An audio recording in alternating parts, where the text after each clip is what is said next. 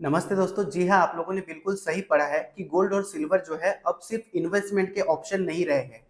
ये जो है कहीं न कहीं हमारे अस्तित्व का जो है सवाल बनते हुए हम लोगों को नज़र आ रहे हैं और कैसे ये जो है हमारे अस्तित्व का सवाल है, ये आज की इस वीडियो में हम लोग समझने की कोशिश करेंगे। लेकिन दोस्तों उससे पहले अगर आप लोग चैनल पर नए हैं तो चैनल को सब्सक्राइब करना ना भूलें और मैं आप लोगों को एक इन्फॉर्मेशन देना चाहता हूँ कि मैं एक गोल्ड आईक्यू कम्युनिटी बिल्ड करने जा रहा हूँ।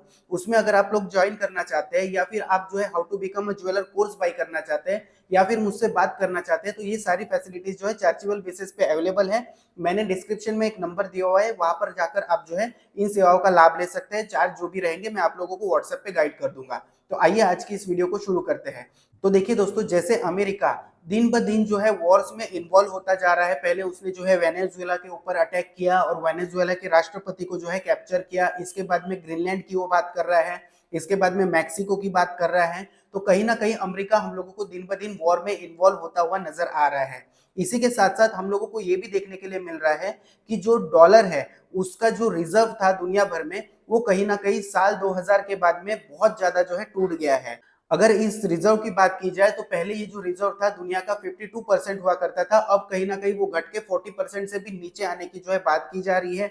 इसी के साथ साथ अगर गोल्ड की बात की जाए तो गोल्ड जो है दुनिया भर का रिजर्व बढ़ते हुए जा रहा है, ऐसा हम लोगों को देखने के लिए मिलता है। गोल्ड जो है दुनिया का 28% जो है बढ़ बढ़कर रिजर्व होता हुआ हम लोगों को दिखाई दे रहा है। तो इससे हम लोगों को क्या समझ में आता है? इससे हम लोगों को ये समझ में आता है कि सारी दुनिया जो है कहीं ना कहीं डी डॉलराइजेशन की तरफ बढ़ रही है। और डी डॉलराइजेशन अगर होता है, इसका जाहिर सा एक मतलब है कि अमेरिका का प्रभुत्व जो है दुनिया भर में कहीं ना कहीं कम हो रहा है। इसी के साथ साथ बहुत सारे जो देश हैं अमेरिका के खिलाफ जो है एकजुट होकर कुछ ना कुछ प्लानिंग कर रहे हैं, ऐसा जो है हम लोगों को देखने के लिए मिल रहा है।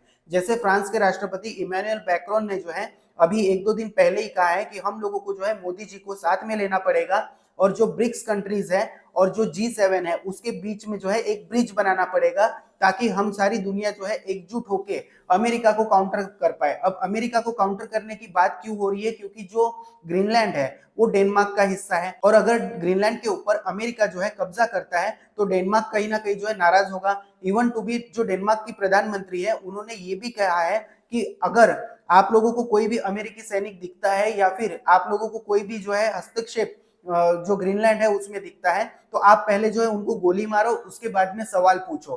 तो कहीं ना कहीं उन्होंने ये भी हिंट दिया है कि अगर ग्रीनलैंड का एनेक्सेशन जो है अमेरिका अगर करता है तो नाटो टूट जाएगा। तो नाटो अगर टूट जाएगा तो इसका क्या प्रभाव होता हुआ हम लोगों को दिखेगा कि ये जो नाटो कंट्रीज है या फिर यूरोपियन कंट्रीज है ये कहीं ना कहीं जो है अमेरिका को छोड़कर रशिया के प्रभुत्व में या फिर रशिया के इन्फ्लुएंस में आते हुए हम लोगों को दिखाई दे सकते हैं, चाइना के इन्फ्लुएंस में आते हुए दिखाई दे सकते हैं, इंडिया के इन्फ्लुएंस में आते हुए दिखाई दे सकते हैं। तो अब ये गोल्ड जो है ये क्यों इन्वेस्टमेंट पर्पस नहीं रहा, ये हमारे अस्तित्व का सवाल बन गया है। ये अगर हम लोग समझने की कोशिश करें तो आप लोग एक चीज को समझिए, जो वेनेजुएला के ऊपर अमेरिका ने हमला किया, वहां पे ऐसा तो नहीं है कि सिर्फ वहां के राष्ट्रपति रहते हैं। वहां के जो लोग हैं जो वहां पे व्यापार करते हैं या फिर नौकरी पेशा लोग हैं, उन लोगों से रातों रात जो है वहां की करेंसी जो है गायब कर दी गई, क्योंकि वेनेजुएला में जो करेंसी रही होगी वहां के राष्ट्रपति का एनेक्सेशन हो गया, अमेरिका का वहां पर कब्जा हो गया, तो वहां पे तो करेंसी रही नहीं।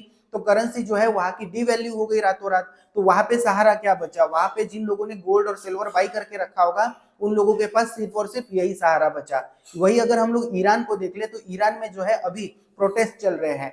इसके पीछे सिर्फ और सिर्फ एक कारण कहा जाता है कि ईरान में 40 से 45% तक जो है इन्फ्लेशन बढ़ गया। अब ये जो इन्फ्लेशन बढ़ा इसको कौन मात दे सकता है? तो इसको मात दे सकता है गोल्ड और सिल्वर। और कुछ ऐसा ही हाल जो है दोस्तों, हालांकि ईरान के ऊपर तो बॉम्बिंग करने की बात अमेरिका करता है, ग्रीनलैंड को जो है कब्जाने की बात करता है, वेनेजुएला को तो कब्जा चुका है, लेकिन इंडिया के ऊपर, ब्राजील के ऊपर और चाइना के ऊपर अमेरिका इससे भी बड़ा जो है बॉम्ब फोड़ सकता है, ये हम लोग समझ सकते हैं। वो कैसे?